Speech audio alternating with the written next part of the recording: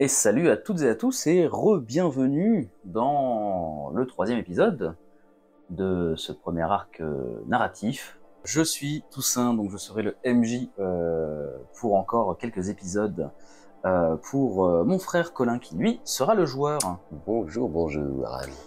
Comment il va?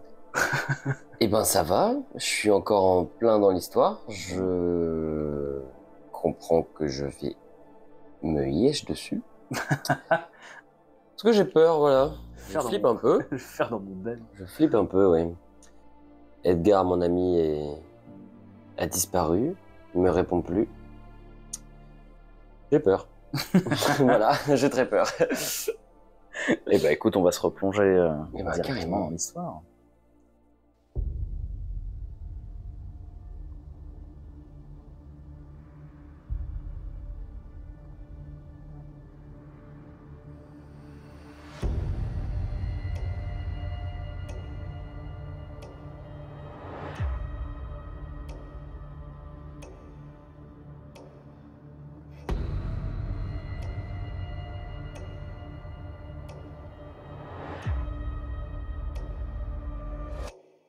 Et donc effectivement seul devant ce mausolée.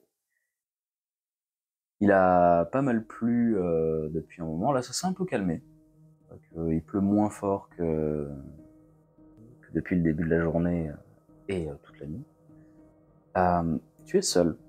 Tu étais accompagné de Edgar qui était monté avec toi.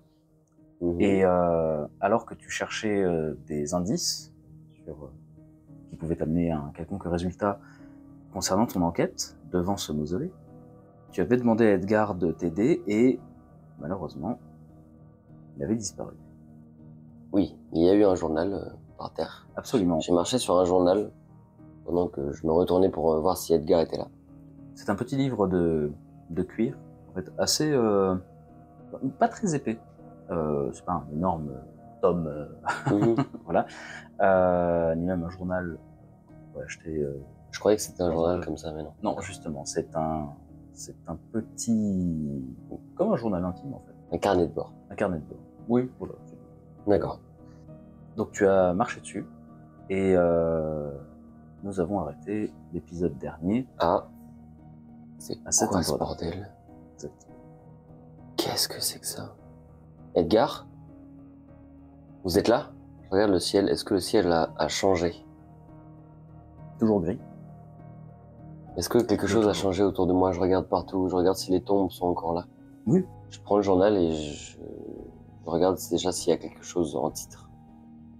Sur la couverture en cuir, il y a comme gravé, comme un marquage assez profond, une... je saurais pas dire, peut-être que c'est un crâne, ou peut-être ou peut-être des tentacules. C'est assez étrange.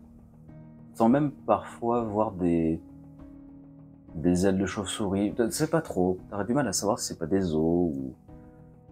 C'est assez confus. D'autant qu'en plus il a plu dessus. Mais en tout cas t'arrives à voir ça. D'accord. Ouais, je l'ouvre.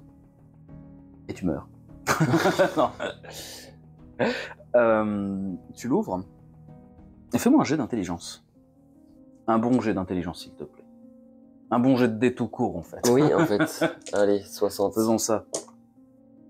Eh ben c'est bien ça, 79. 79. Tu sais que le but du jeu c'est de faire sous le score. J'en ai marre. Putain. Alors déjà c'est un... Il y a plein de... Il y a C'est plein un de... animal. En fait le journal était un meuble. C'était une chaise pliante. Non, quand tu regardes l'intérieur du journal, tu remarques qu'en fait c'est énormément de...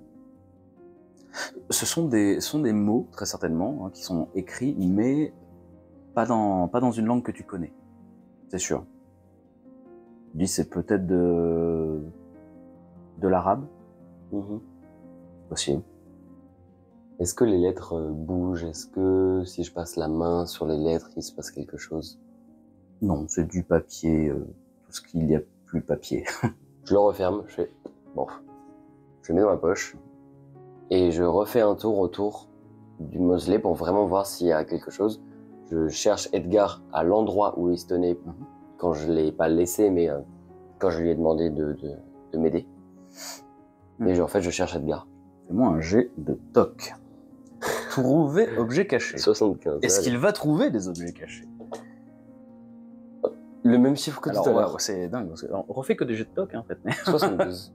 Alors, il a fait 72 sous 75. C'est pas fameux, hein? Ouais, pas ouf, hein. Peut-être arrêter l'alcool et la clope le matin. Ouais, c'est ça. Moralité, arrêtez de boire et offrez des meilleurs jets. Dit-il en posant sa bière. Bref. Donc du coup, ton jet est réussi. Il n'est pas foufou. Mais... Tu fais un peu le tour du mausolée, tu cherches Edgar, tu l'appelles de temps en temps, tu n'as pas de réponse. Et au sol, alors tu prenais ça en fait pour un petit dénivelé dans la terre et la boue.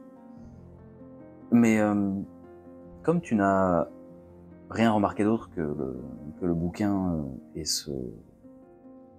ça, tu te penches un petit peu dessus et tu te dis...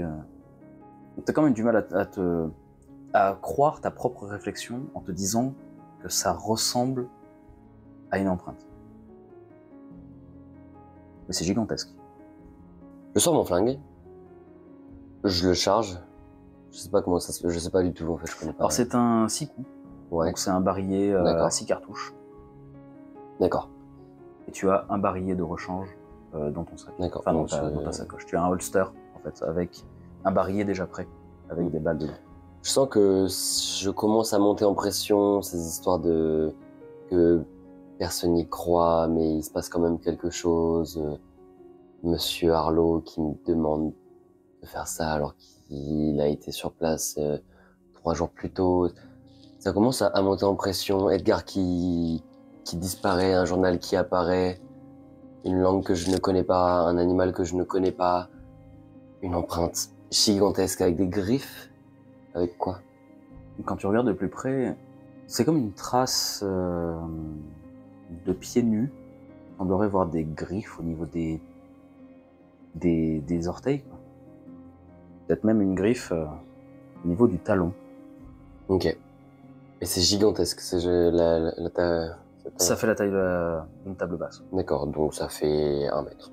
D'accord. Donc je sors mon... C'est un silencieux? Non, c'est pas un silencieux. Pas du tout. Je sors mon brillant. Non, il n'y a rien de plus brillant. D'accord. Bon, je sors mon pistolet et ça se dirige vers le mausolée. Mais ça sort ou ça rentre? Ça fait combien en toc? 72 ou 75? Je vois bien quand même... Oui, mais je vois bien quand même qu'il y a des pas qui rentrent. Tu vois une trace. Ah! Tu ne vois qu'une seule empreinte. D'accord, qu'un seul pied? Oui. Oui, voilà. D'accord. Tu ne vois pas de piste. Est-ce que je vois des pieds qui sortent? Est-ce que je vois des traces de pieds qui sortent ou qui rentrent dans le mausolée? Humain. Juste humain. Des chaussures.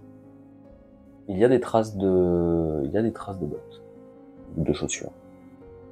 Je dirais comme ça que le mec chaussait du 42. Je commence à chuchoter pourquoi Monsieur Harlow. Tu sais, en fait, je m'assois. Okay. Je m'assois devant le mausolée, je fais mais... Qu'est-ce qui se passe? Qu'est-ce que je suis en train de vivre? Qu'est-ce que je suis censé vivre? Et je comprends que je suis en danger en fait. Je comprends qu'il commence à y avoir un danger. Et je pars.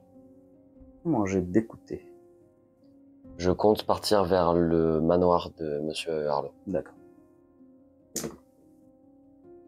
C'est raté encore. C'est raté. 88. Sur 40. T'as l'impression d'être suivi. J'ai toujours mon calibre dans la main. Je jette des coups d'œil en arrière. Il y a un silence très pesant. Je regarde le livre. Fais-moi un jet d'intelligence. 90. Si tu changeais de dé. Tu veux pas faire des jets de quoi? De force, moi? De dextérité? Attends, je te fais utiliser une compétence où t'as 75 et tu fais à peine 72. Ah non, rien.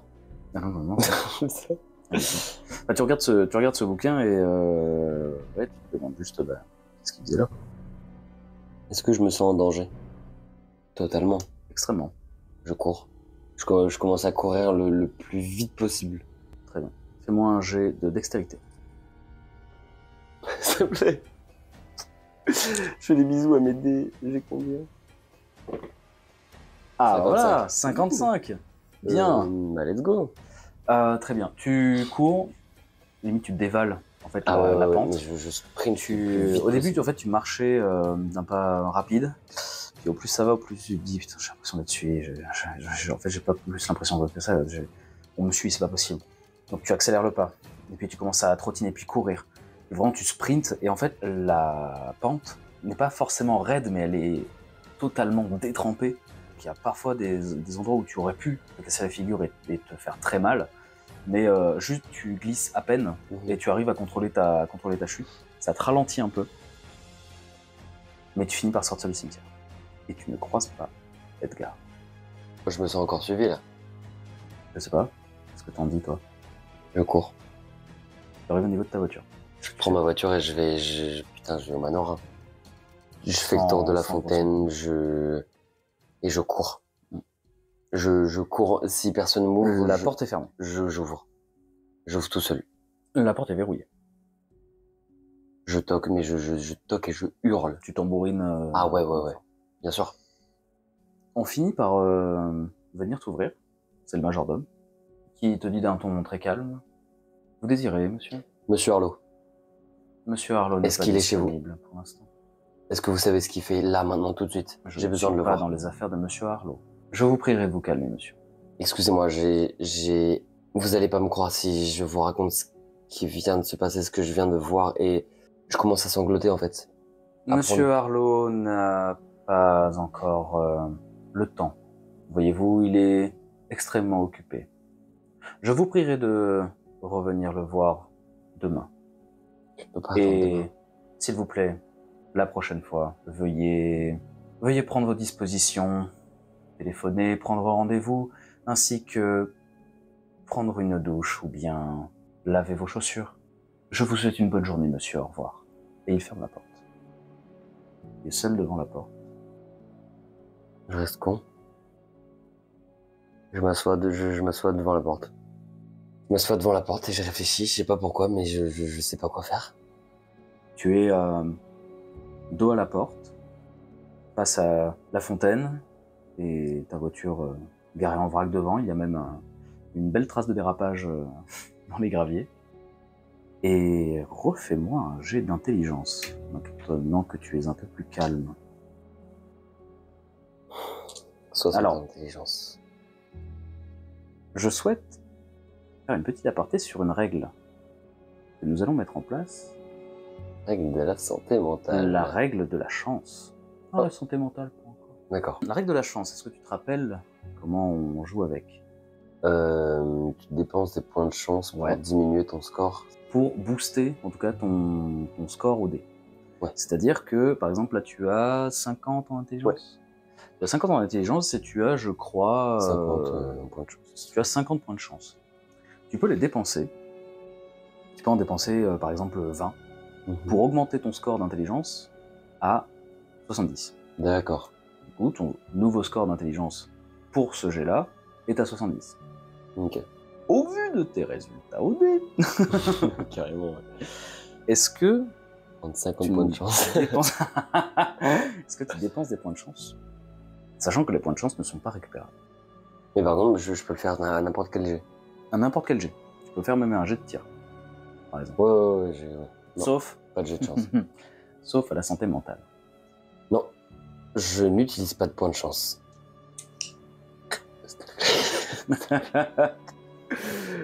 L'intelligence, j'ai 60, hein. Ah, quand même. Mais j'ai que 50 points de chance. Oui. J'ai fait 59. C'est une blague. Alors, ça passe, hein. Mais non, ça passe. Mais c'est une blague. Est-ce que j'ai déjà fait en dessous de 50? Oui, ton tout premier jet pour intimider, c'était 23. Non, pas intimider, Oui. persuader. Persuadé, ouais, mais c'est pas Voilà. grave. Et c'était, la difficulté était de 10, donc très compliqué. 59 sur 60. Tu restes là pendant un quart d'heure, une demi-heure. Et au bout d'une demi-heure, J'ai une idée, ouais. quelle est ton idée? Je vais pas te la dire. Non, je rigole.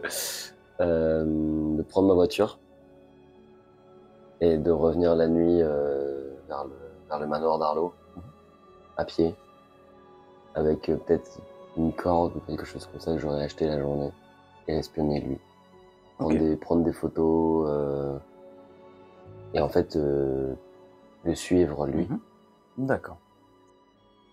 Au bout d'une demi-heure, tu te lèves, tu vas d'un pas décidé à ta voiture, tu démarres, tu vas en ville, tu arrives dans une rue et en te garant sur le côté, tu lèves les yeux et en fait, tu t'apprêtais à faire deux rues de plus à pied pour aller acheter de quoi grimper.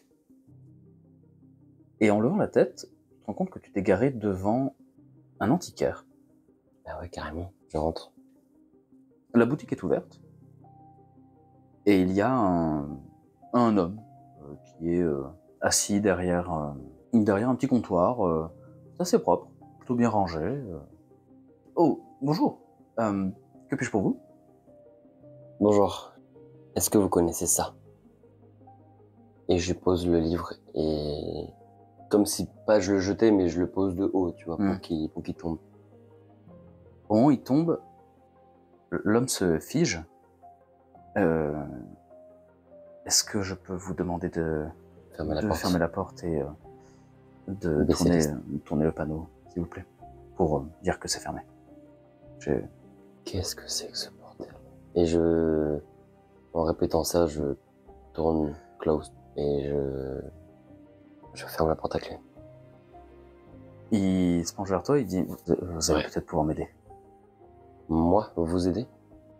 Où est-ce que vous avez trouvé ça? Dans le cimetière, à côté du mausolée de la famille Arlo. Pardon?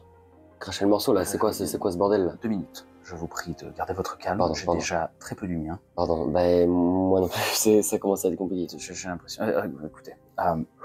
vous avez pas quelque chose à boire là, s'il vous plaît? Il se penche sous le comptoir et il sort une bouteille de whisky. Et il te sert un whisky. Je le bois cul sec, resservez-en moi, s'il vous plaît. Et il te resserre un second verre. Qui êtes-vous? Pourquoi vous êtes au courant de tout ça? C'est quoi ce livre? Ce livre appartient à la famille des Arlo, leurs ancêtres. Mais le problème, c'est que Monsieur Arlo est venu me voir avec ce livre et il m'a demandé de plus amples informations concernant ses écrits. Au début, j'ai pensé qu'il ne s'agissait que d'une soif de connaissance. Ça paraissait logique, disons, vu que ça appartenait à sa famille, tout ça, à ses ancêtres. Pour vous dire, ce livre a plus de 300 ans, à peu près. Au bas mot, mais je n'en suis pas sûr. J'avais l'impression qu'il voulait plus que le simple historique de cet ouvrage. Il voulait en comprendre le fonctionnement. Fonctionnement d'un livre. Je vous avoue, assez cocasse, mais je vous avoue que celui-là est... C'est un livre spécial. Qu'est-ce qu'il a de spécial? Qu'est-ce qu'il fait? Un livre est censé être un livre. Il l'ouvre devant toi, il feuillette un peu, et en fait, comme si il avait déjà lu ce livre. Finalement, tu vois qu'il sait précisément où chercher pour te montrer. Et en fait, il te montre comme des schémas ou des formules. Mon arabe est quelque peu rouillé, mais j'arrive à en saisir les principales lignes, les grands axes. Vous voyez ici, il se penche avec toi sur le livre, et il te dit, vous voyez ici, vous avez l'état de notre conscience, par exemple. Nous avons des capacités psychiques que que l'humain ne peut pas encore exploiter. Nous, à notre état de conscience, nous n'avons pas encore compris comment exploiter cette psyché, disons. Mais ce livre, regardez ici, il indique comment faire. Et ce qui m'inquiète le plus, c'est que cela donne accès à une... comme c'est indiqué ici, mot pour mot, si on voudrait traduire, ce serait état de mortalité nulle. Vous comprenez ce que ça veut dire? J'ai besoin que vous m'éclairez là. L'immortalité. Ce livre donne accès à l'immortalité. Si on sait comment s'en servir. Mais regardez, à la fin. Donc il feuillette, et il montre un endroit du livre, vers les dernières pages, où en fait, il y a des pages déchirées. Et il se penche sous son comptoir, déverrouille un petit tiroir, et pose 5 pages qui correspondent aux pages manquantes. Qu'est-ce qu'il y a écrit sur ces pages manquantes, s'il vous plaît? C'est la clé. Il s'agit de la clé pour accomplir ce rituel. J'espère que vous ne l'avez pas donné à Monsieur Arlo. Quand il m'a laissé l'ouvrage, j'ai par chance compris ce qu'il voulait faire, ou du moins j'ai saisi le risque que pouvait encourir Monsieur Arlo, et pour le protéger, j'ai voulu le priver de cette connaissance. Et j'ai donc arraché les pages pour les garder avec moi. Est-ce qu'on peut détruire ce livre? Eh bien, on pourrait. Le Sauf brûler, que tirer une balle dedans. cela ne servirait à rien. Le brûler peut-être, mais il y a quelque chose que vous devez impérativement comprendre. Qu'est-ce que je dois comprendre? Eh bien, nous le saurons dans le prochain épisode.